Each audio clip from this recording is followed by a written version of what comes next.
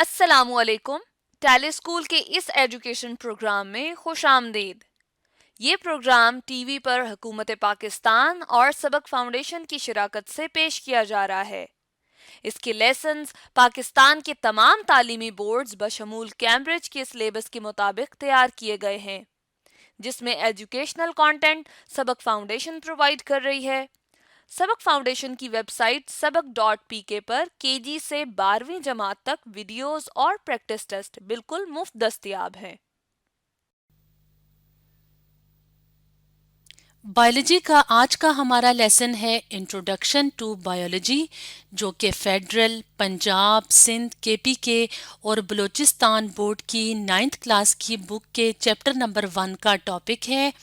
और आज के लेसन में हम ब्रांचेस ऑफ बायोलॉजी के बारे में सीखेंगे।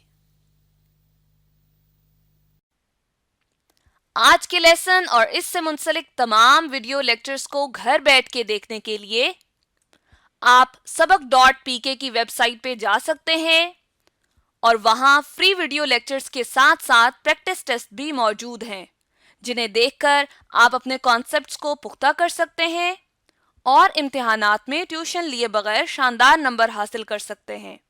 ये सब कुछ सबक.pk की वेबसाइट पर बिल्कुल मुफ्त दस्तयाब है। आज हम डिस्कस करेंगे सेल बायोलॉजी और हिस्टोलॉजी के बारे में। तो अगर हम सेल बायोलॉजी में वर्ड सेल की बात करें कि सेल किसे कहा जाता है, तो हम देखते हैं कि जितने भी जानदार हैं, जितने भी लिविंग ऑर्गेनिजम्स हैं, उनके स्ट्रक्चरल, फंक्शनल और बायोलॉजिकल यूनिट को कहा जाता है सेल। जैसे कि अगर हम बात करें कि कोई भी इमारत है तो उसका बेसिक यूनिट क्या है, हम कहते हैं कि वो किससे मिलके बनी है, ईंटों से मिलके बनी है। इसी तरह से हम देखते हैं कि जो लिविंग ऑर्गेनिज्म है वो सेल से मिलके बने हैं। जैसे यहाँ पर हम अपने सामने डायग्राम देख रहे हैं, ये डायग्राम है एनिमल सेल की, यानी कि जो एनिमल्स हैं वो इस तरह के सेल से मिलके बने हैं। इसी तरह से अगर हम बात करें प्लांट्स की, पौधों की, तो हम देखते हैं कि पौधे के हैं वो भी जानदार हैं। तो हम देखते हैं अपने सामने ये है प्लांट सेल की डायग्राम। तो हम देखते हैं कि अगर हम सेल के स्ट्रक्चर को, उसके फंक्शन को, कि सेल क्या फंक्शन परफॉर्म करता है, उसके साथ साथ हम देख रहे हैं सेल के अंदर मौजूद हैं छोटे छोटे और स्ट्रक्चर्स, जिन्हें कहा जाता है ऑर्गेनेलीज। जैसे कि अगर हम यहाँ पर अपने सामने देखें तो हम देख रहे हैं ये जो राउंड सा है इसे कहा जाता है न्यूक्लियस। जैसे यहाँ पर हम देख रहे हैं एनिमल सेल में भी। इसके अलावा हम देख रहे हैं न्यूक्लियस के साथ ये जो स्ट्रक्चर्स हैं इन्हें कहा जाता है एंडोप्लाज्मिक रेटिकुलम, जैसे यहाँ पर हम देख रहे हैं दोनों सेल्स में मौजूद हैं। इसी तरह से हम देख रहे हैं गोल्जी अपरेटस, यहाँ पर भी हम देख रहे हैं कि गोल्जी अपरेटस। तो हम देख रहे हैं कि ये जो स्ट्रक्चर है, जैसे कि अगर हम सिर्फ गोल्जी अपरेटस की बात करें तो ये क्या, ये एक ऑर्गेनेली है। न्यूक्लियस की बात की जाए तो न्यूक्लियस एक अलग ऑर्गेनेली है। इसी तरह से हम देख रहे हैं बड़ा सारा ये क्या है, वैक्यूल, तो वैक्यूल एक अलग ऑर्गेनेली है। तो जब हम मुख्तलिफ सेल्स के स्ट्रक्चर को, उनके फंक्शन को, कि वो क्या काम कर रहे हैं, उसके अलावा उनकी ऑर्गेनेलीज जो है उनको देखें कि वो क्या काम कर रही हैं, तो ये सारी चीज़ें हम किस में देखते हैं, सेल बायोलॉजी में। इसके अलावा जब सेल डिवाइड करता है, यानी कि जब सेल एक से तकसीम हो के दो सेल बनाता है, जैसे यहाँ पर हम अपने सामने डायग्राम देख रहे हैं। अगर हम माइक्रो ऑर्गेनिजम्स की बात करें, माइक्रो ऑर्गेनिजम्स वो जानदार जो इतने छोटे होते हैं कि उन्हें हम आम आंख से नहीं देख पाते, जैसे बैक्टीरिया है। तो हम देखते हैं कि बैक्टीरिया किस तरह से डिवाइड करता है। जैसे हम यहाँ पर देख रहे हैं कि उसके अंदर मौजूद जो डीएनए, जो विरासती मादा है, वो डबल हो जाएगा और सेल जो है वो दरमियान से क्या हो जाएगा, कंस्ट्रक्ट हो जाएगा, जैसे यहाँ पर हम देख रहे हैं। और फिर उसके बाद क्या होगा, एक सेल से दो सेल बन जाएंगे। इसी तरह से हम देखते हैं कि बहुत सारे जो सेल्स हैं वो एक और तरीके से डिवाइड करते हैं, जैसे यहाँ पर हम अपने सामने डायग्राम देख रहे हैं, जिसे कहा जाता है माइटोसिस। अब इसी तरह से अगर हम देखें एक और तरह की डिवीजन, जैसे यहाँ पर हम अपने सामने डायग्राम में देख रहे हैं, तो ये है मेयोसिस। तो जो सेल डिवीजन है उसे भी हम किस में स्टडी करते हैं, उसे हम स्टडी करते हैं सेल बायोलॉजी में। अब अगर हम साथ में बात करें हिस्टोलॉजी की, तो जैसे यहाँ पर हम अपने सामने डायग्राम देख रहे हैं प्लांट की, एक पौधे की, और अगर हम यहाँ से इसको कट करें और उसको फिर हम माइक्रोस्कोप में देखें तो हमें इस तरह का स्ट्रक्चर नज़र आता है, जिसमें हम देख रहे हैं कि मुख्तलिफ सेल मौजूद हैं। जब हम माइक्रोस्कोपिक स्ट्रक्चर देखते हैं टिश्यू का, तो उसे हम कहेंगे कि वो कौन सी फील्ड में आता है, वो आता है हिस्टोलॉजी में। और अगर टिश्यू की बात की जाए तो हम देखते हैं कि एक जैसे सेल जब मिलके कोई ख़ास फंक्शन परफॉर्म करते हैं तो उसे कहा जाता है टिश्यू। जैसे यहाँ पर अगर हम देखें तो हम देख रहे हैं बाहर जो आउटलाइन है वो भी हमें एक जैसे सेल नजर आ रहे हैं जो कि इसको प्रोटेक्ट करते हैं। जैसे यहाँ पर हम देख रहे हैं डर्मल टिश्यू। इसी तरह से अगर हम बात करें, यहाँ पर हमें नजर आ रहे हैं जाइलम और फ्लोएम। और जाइलम की बात करें तो हम देखते हैं जड़ों से पानी जज्ब करके पौधे के मुख्तलिफ हिस्सों तक पहुंचाने का काम है जाइलम का। इसी तरह से फ्लोएम की बात करें तो पत्तों में जो खुराक बनती है उसे पत्तों से मुख्तलिफ हिस्सों तक पहुंचाया जाता है फ्लोएम की मदद से। और ये दोनों मिलके क्या बना रहे हैं, वेस्कुलर टिश्यू। और अगर इनमें भी हम देखें तो हम देख रहे हैं कि हमें फ्लोएम में एक तरह के सेल्स नजर आ रहे हैं, इसी तरह से जाइलम में भी हम देख रहे हैं कि सेल्स मिलके एक खास टिश्यू बना रहे हैं। इसी तरह से अगर हम बात करें ग्राउंड की, तो यहाँ पे भी हम देख रहे हैं कि सिमिलर ग्रुप ऑफ सेल्स मिलके क्या बना रहे हैं, ग्राउंड टिश्यू। ग्राउंड टिश्यू भी बहुत सारे फंक्शंस परफॉर्म करता है और एक फंक्शन इसका ये भी है कि ये न्यूट्रिएंट्स को स्टोर करता है, यानी यहाँ पर उनको कुछ टाइम के लिए जमा करके रख सकता है। इसी तरह से अब अगर हम एनिमल टिश्यू की बात करें, जैसे कि टिश्यू हमने बात की थी कि एक जैसे सेल्स मिलके खास फंक्शन परफॉर्म करते हैं। जैसे यहाँ पर अगर हम बात करें तो ये जो सेल्स हैं, जो मसल सेल्स हैं, यहाँ पर हम देख रहे हैं स्केलेटल मसल सेल्स, वो क्या बनाते हैं, स्केलेटल मसल टिश्यू।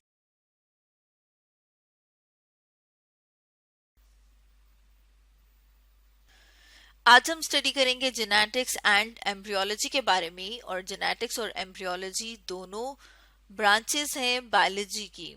तो अगर हम बात करें जेनेटिक्स की, तो जेनेटिक्स कहा जाता है स्टडी ऑफ हेरिडिटी को, या फिर हम कह सकते हैं कि जब हम ये डिस्कस करते हैं कि किस तरह से जो वरासती मादा है वो पास ऑन होता है पेरेंट से उनके ऑस्प्रिंग में। जैसे कि यहाँ पर अगर हम अपने सामने डायग्राम देखें तो हम डायग्राम में देख रहे हैं कि जो जानदार हैं वो अपने जैसे जानदारों को प्रोड्यूस करते हैं, और हम देखते हैं कि वो अपने जैसे ही जानदारों को प्रोड्यूस करते हैं। जैसे अगर हम देखें कि जो बच्चे हैं वो किन से मिलते हैं, वो अपने वालिदैन से मिल रहे होते हैं। तो इसका मतलब है कि उन्हें जो है वो विरासत में क्या मिलते हैं, अपने पेरेंट्स से ट्रेट्स मिलते हैं। जैसे कि अगर हम देखें तो हम कहते हैं कि आई कलर एक ट्रेट है। अगर इसी तरह से हेयर कलर की बात की जाए तो वो एक अलग ट्रेट है। इसी तरह से अगर हम हाइट की बात करें, कद की बात करें, वो एक अलग ट्रेट है। इसी तरह से रंगत की बात की जाए वो एक अलग ट्रेट है। तो अगर हम देखते हैं कि ये सारी की सारी चीज़ें विरासत में किनके आगे पास ऑन की जाती हैं, उनके बच्चों को। तो अब अगर ये जो है हेरिडिटरी मटेरियल है कि किस तरह से पास ऑन किया जाता है, तो उसमें हम देखते हैं कि ये एक जनरेशन से दूसरी जनरेशन में पहुंचाया जाता है जीन्स की मदद से। तो हम देखते हैं कि जब हम स्टडी करते हैं जीन्स को, या फिर हम कहते हैं कि हम किसको स्टडी करें, हेरिडिटी को, क्योंकि जीन्स क्या है, उसके वरासती मादा। तो उसे हम किस में स्टडी करते हैं, जेनेटिक्स में। इसके साथ साथ हम ये भी देखते हैं कि किस तरह से क्वालिटीज और कैरेक्टर्स जो हैं वो पास ऑन होते हैं एक जनरेशन से दूसरी जनरेशन में। और अगर हम बात करें जेनेटिक्स की, तो इसमें हम ह्यूमंस, इंसानों को, इसके अलावा एनिमल्स को भी स्टडी करते हैं।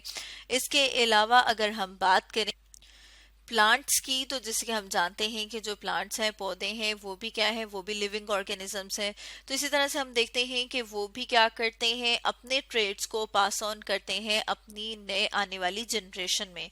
जैसे कि अगर हम फ्लावर की बात करें, फूल की बात करें, उसका कलर और उसका साइज, या फ्रूट की बात की जाए कि जो फल होगा वो उसका क्या साइज होगा, या फिर जो है वो एक पौधे पे कितने फल लगेंगे, ये क्या है, ये भी मुख्तलिफ तरह के ट्रेट हैं।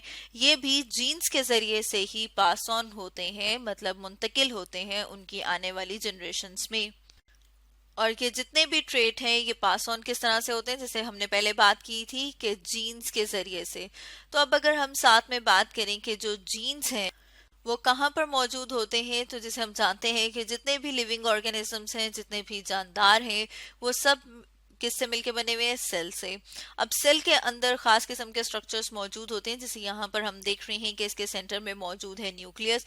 और जब हम न्यूक्लियस को बड़ा करके देखते हैं तो उसके अंदर हमें नजर आते हैं क्रोमोसोम। अब जब हम देखते हैं क्रोमोसोम को और इनलार्ज करके और बड़ा करके, तो हम देखते हैं कि उसके अंदर मौजूद है डीएनए, और डीएनए के एक पार्ट को हम क्या कहेंगे कि वो क्या है, जीन, या फिर हम कह सकते हैं कि डीएनए का पार्ट जो कि प्रोटीन को कोड करता है उसे हम कहते हैं जीन। अब ये जो जीन्स हैं ये रिस्पॉन्सिबल हैं, या फिर हम कहते हैं कि इनके जरिए से जो ट्रेट होते हैं वो पास ऑन होते हैं पेरेंट्स से उनके बच्चों में। जैसे यहाँ पर हम देख रहे हैं कि इनको देख के पता लग रहा है कि ये जो है वो इनके पेरेंट्स कौन होंगे। इसी तरह से अगर हम यहाँ पर देखें तो इसको देख के हम बता सकते हैं कि इनके पेरेंट्स कौन होंगे, क्योंकि हम देखते हैं कि जो न्यू जनरेशन है उनको जीन्स पास ऑन किए जाते हैं, उन्हें विरासत में मिलते हैं अपने वालिदैन से। तो जब विरासती मादा है वो क्या है, वो जीन। तो जब हम स्टडी करते हैं जीन्स को या विरासती मादे को, हेरिडिटी को, से हम स्टडी करते हैं जेनेटिक्स में। अब अगर इसी तरह से हम बात करें बायोलॉजी की दूसरी ब्रांच, जैसे कि हमने बात की थी एम्ब्रियोलॉजी, तो एम्ब्रियोलॉजी बायोलॉजी की वो ब्रांच है जिसमें हम स्टडी करते हैं कि किस तरह से एक नया ऑर्गेनिज्म, एक नया जानदार बनता है, या फिर हम कहते हैं कि एम्ब्रियो से जो एक एडल्ट फॉर्म बनने का जो अमल है उसे स्टडी किया जाता है एम्ब्रियोलॉजी में। जैसे यहाँ पर हम अपने सामने डायग्राम में देख रहे हैं, हम एम्ब्रियो देख रहे हैं फिश का, मछली का, इसी तरह से टर्टल का, चिकन का, पिग का और ह्यूमन का यानी कि इंसान का। जैसे यहाँ पर हम अपने सामने देख रहे हैं, अब हम देख रहे हैं कि मुख्तलिफ डेवलपमेंटल स्टेजेस हैं। जैसे यहाँ पर हम देख रहे हैं कि एम्ब्रियो से क्या होता है, सेल्स डिवाइड करते हैं और ऑर्गन्स बनने शुरू होते हैं। फिर उसके बाद हम क्या देखते हैं, क्या बन गए, पूरे के पूरे सिस्टम बन गए, और उससे पूरा का पूरा एडल्ट, यानी कि अब हम देख रहे हैं कि फिश के एम्ब्रियो से क्या बन गई है, फिश बन गई है। टर्टल का जो एम्ब्रियो था उससे टर्टल बन गया। इसी तरह से हम देख रहे हैं चिकन के एम्ब्रियो से मुर्गी, और इसी तरह से हम देख रहे हैं कि यहाँ पर पिग को एडल्ट फॉर्म में। इसी तरह से हम अपने सामने देख रहे हैं ह्यूमन, इंसान। तो हम देखते हैं कि जब एम्ब्रियो से पूरा एडल्ट बनने का जो प्रोसेस है उसे हम स्टडी करते हैं एम्ब्रियोलॉजी में, और जीन्स को और हेरिडिटी को हम स्टडी करते हैं जेनेटिक्स में। तो स्टूडेंट्स, आज हमने डिस्कस किया जेनेटिक्स एंड एम्ब्रियोलॉजी के बारे में।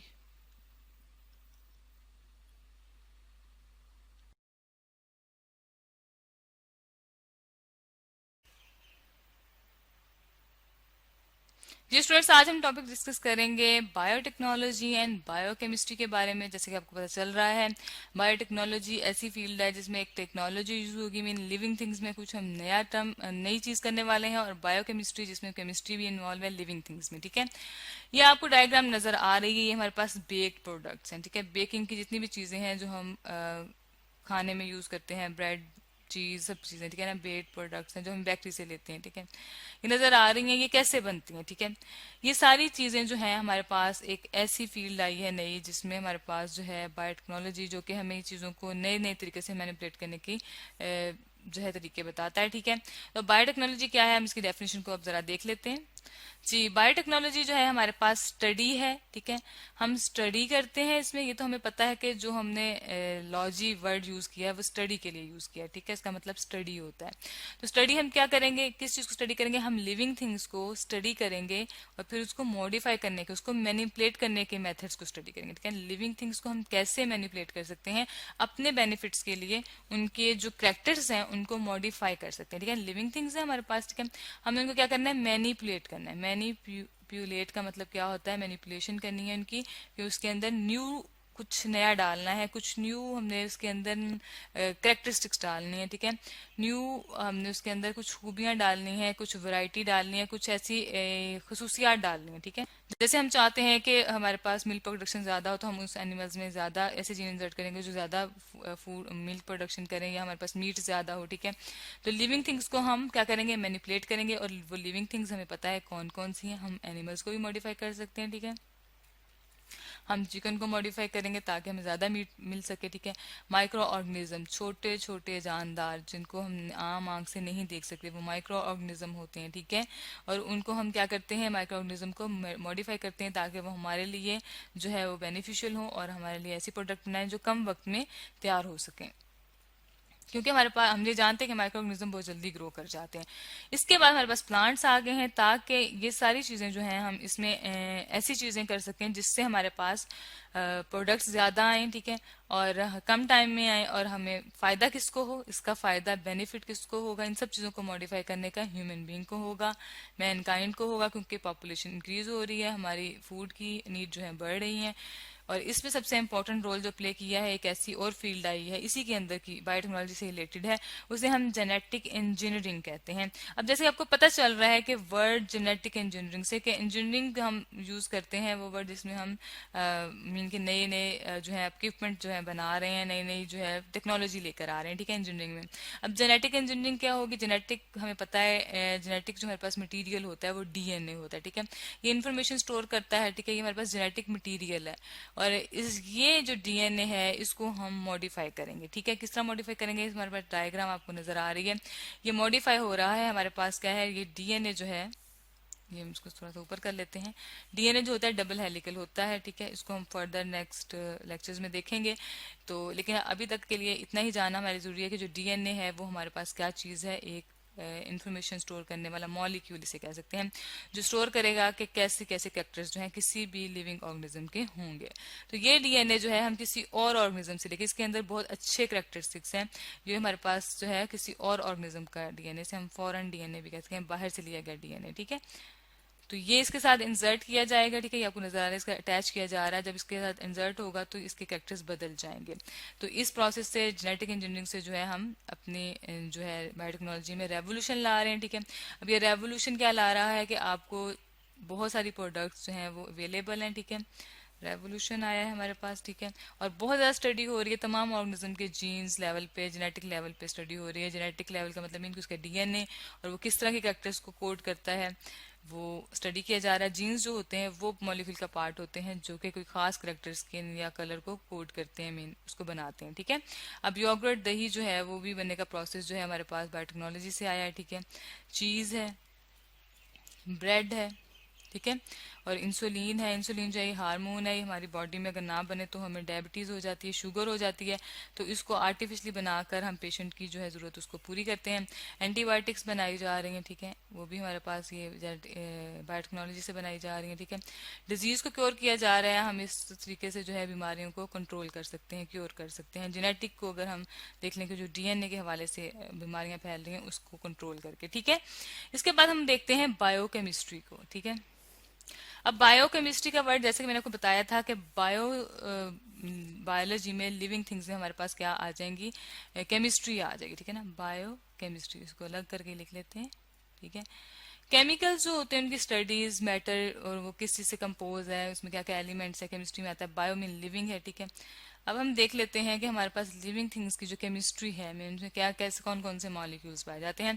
पहले हम देख लेते हैं कि हम बायो मॉलिक्यूल्स किनको कहते हैं, ठीक है। बायो मॉलिक्यूल्स जो कि लिविंग थिंग्स में पाए जाते हैं। ये डायग्राम भी आपको ऑलरेडी पड़ी नजर आ रही है डीएनए की, ठीक है। डीएनए जो है वो एक बायो मॉलिक्यूल है, लिविंग मॉलिक्यूल, जिंदा मॉलिक्यूल आप कह सकते हैं। हमारे पास बहुत से मॉलिक्यूल हैं, ऑक्सीजन है, नाइट्रोजन है, जो कि हमारे पास गैसेस फॉर्म में एयर में पाई जाती है, लेकिन वो लिविंग नहीं है, ठीक है। वो मॉलिक्यूल जरूर हैं, लेकिन हमारे पास जो जिंदा मॉलिक्यूल है, इसे आप लिविंग मॉलिक्यूल कहते हैं, वो डीएनए जो कि पूरी लाइफ बनाता है, ठीक है। इसका स्ट्रक्चर आपको नजर आ रहा है, डबल हेलिकल स्ट्रक्चर है। इसके अलावा हमारे पास जो बायोमोलिक्यूल्स हैं जो लिविंग थिंग्स में पाए जाते हैं, डीएनए के अलावा हमारे पास आरएनए है, आरएनए के अलावा हमारे पास प्रोटीन है। प्रोटीन जो होती है वो फंक्शनल पार्ट होता है डीएनए का, ठीक है, जो कि हर एक ऑर्गेनिज्म का सेल का स्ट्रक्चर बनाती है, बॉडी का स्ट्रक्चर बनाती है, ठीक है। इसके अलावा जो हमें एनर्जी मॉलिक्यूल्स होते हैं, ग्लूकोज, जिससे हमें एनर्जी मिलती है, ठीक है। ऑक्सीजन जो है वो मॉलिक्यूल है जो हम सांस लेने के लिए अंदर लेके जाते हैं, O2 हम से लिख सकते हैं। ये लिविंग सिस्टम में पाए जाते हैं, ठीक है। अब लिविंग सिस्टम के अंदर ये सारे के सारे जो केमिस्ट्री के मॉलिक्यूल पाए जा रहे हैं, किस चीज से बने हैं, किन एलिमेंट से मिलकर बने हैं, और ये कौन कौन से प्रोसेस में इन्वॉल्व हैं, इस सारी स्टडी को हम बायोकेमिस्ट्री कहते हैं, ठीक है। तो बायोकेमिस्ट्री एक ऐसी फील्ड है जिसमें हम क्या करेंगे, स्टडी करेंगे किनको, बायोमॉलिक्यूल्स को। इसको जनरली हम ये भी कह सकते हैं आम जुबान में कि स्टडी ऑफ बायोमॉलिक्यूल्स, जो कि लिविंग थिंग्स में पाए जाते हैं, और उसकी केमिकल स्ट्रक्चर कैसा है, वो किन मॉलिक्यूल से मिलकर बना है, एलिमेंट से मिलकर बना है, वो सारा जो है बायोकेमिस्ट्री में आता है। तो आज हमने डिस्कस किए हैं बायोलॉजी की दो अहम ब्रांचेस, जिसमें हमारे पास बायोटेक्नोलॉजी और बायोकेमिस्ट्री आ जाती है। ठीक है, बायोटेक्नोलॉजी जो है वो एक एडवांस फील्ड है जिसमें हम किसी भी ऑर्गेनिज्म का, जो कि हमारे पास लिविंग थिंग्स हैं, एनिमल्स, माइक्रो ऑर्गेनिज्म और प्लांट्स, उनके डीएनए को मैनिपुलेट करते हैं।